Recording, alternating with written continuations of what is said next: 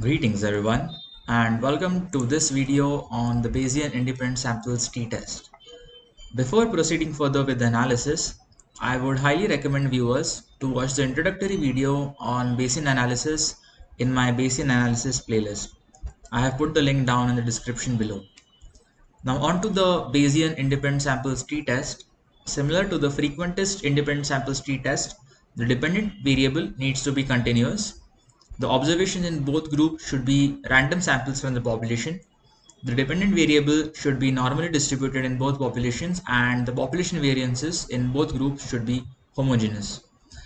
I have purposefully used the same dataset which I had used to explain the classical version of the independent samples t-test, so that viewers may have the liberty to contrast and compare.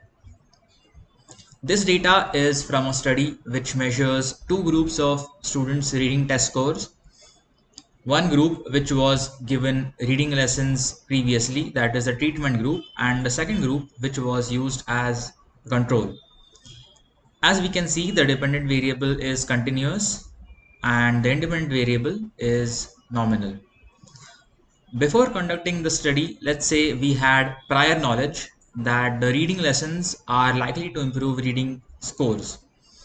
To assess this hypothesis, we will proceed to use the Bayesian independent samples t-test with a one-sided alternative hypothesis that the population mean of the treated group is larger than the population mean of the control group.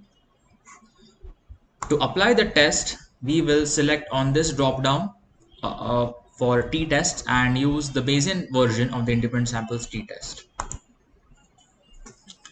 We will put the grouping variable in this box and the dependent variable in this box, and there we have it. We have got the output, and we will now actually proceed to check this option because we are using the one-sided alternative hypothesis that the location or the mean of the group control is smaller than the mean or location of the group which is treated.